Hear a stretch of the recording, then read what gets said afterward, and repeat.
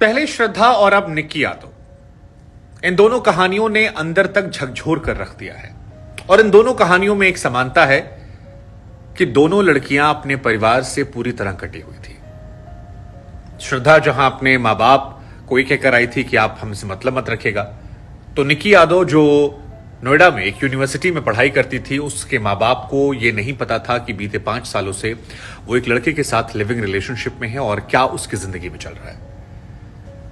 और इसलिए आज मैं लड़कियों से बात करना चाहता हूं। मैं आपसे ये कहना चाहता हूं कि डियर गर्ल्स, प्लीज अंडरस्टैंड, हमारे मां बाप जो होते हैं ना, वो हमारी जिंदगी के दरअसल ब्रैकेट होते हैं। ब्रैकेट यानी शील्ड होते हैं जिसके अंदर ना हम बहुत सेफ होते हैं। अंदर हम कितना भी उत्पात मचा लें, कोई भी आफत कर दें, कितने भी तांडव कर दें, हमें यह पता है कि कुछ होगा तो वो जो बाहर शील्ड है, ब्रैकेट है, वो हमें संभाल लेगा, हमें बचा लेगा।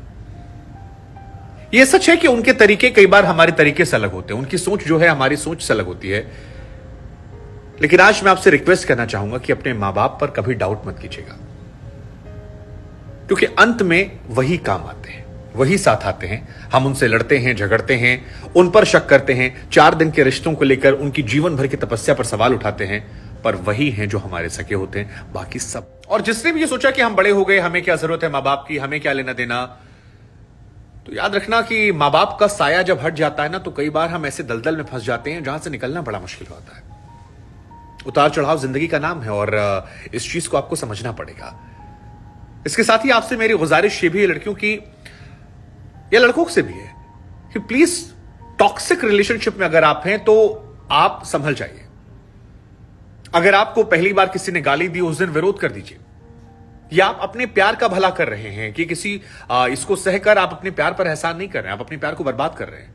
वो पहला थप्पड़, वो पहली गाली, वो पहली बार आपके मां बाप को लेकर बदतमीजी, वो पहली बार आपको परेशान करना, हिट करना, हाथ उठा देना, पब्लिकली आपको इंसल्ट कर देना, उस दिन ही विरोध कर दीजिए। और ऐसा विरोध कीजिए कि रिश्ता खत्म होने वाला है। अगर उस इंसान को आपसे प्यार होगा, आपकी अहमियत होगी, तो वो इंसान दोबारा वो हरकत नहीं करेगा। जिंदगी भर उसको याद रखेगा, संभल कर रहेगा और आपकी और अपनी इज्जत और अपने रिश्ते को बरकरार रखेगा। लेकिन अगर आप नहीं करती हैं और आपने इन बातों को अपने तक छिपा कर रखा है, अपने मां बाप से आप कट कर बैठी हैं, तो फिर यकीन मानिए उस दलदल से आपको कोई नहीं निकाल पाएगा। और यही वजह है कि चाहे श्रद्धा हो या निकी हो, ये बच नहीं पाई। अगर इनके मां बाप या इनके आसपास के लोगों को पता होता कि ऐसी घटनाएं इनके साथ हो रही हैं, तो शायद आज ये हमारे बीच में होती। इसलिए प्लीज समझिए आप। मेरा मकसद आपको प्यार में डराना नहीं है, मेरा मकसद आपको सिर्फ समझाना है। ये समझाना है कि जिंदगी बहुत अनमोल है और लाइफ में अगर आपको कोई भी रिलेशनशिप कंटिन्यू रखना है, तो पहली मोहब्बत आप खुद से करना सीखिए। आप खुद से मोहब्बत करेंगे तो सामने वाला भी आपसे मोहब्बत करेगा। अगर आप अपने आप को ही अपनी नजरों में डाउन कर देंगे, तो फिर सामने वाला क्यों नहीं आपका फायदा उठाएगा। प्यार कीजिए। 19-20 का अंतर चलता है, 18-20 का अंतर चलता है, लेकिन जब एक तरफा रिश्ते हो जाते हैं तो फिर वक्त आ जाता है बड़े फैसले लेने का। आंख मूंद लेने से हाथ से नहीं टलते हैं। और माँ बाप को लेकर खास एहतियात रखिए कि वो आपकी शील्ड हैं।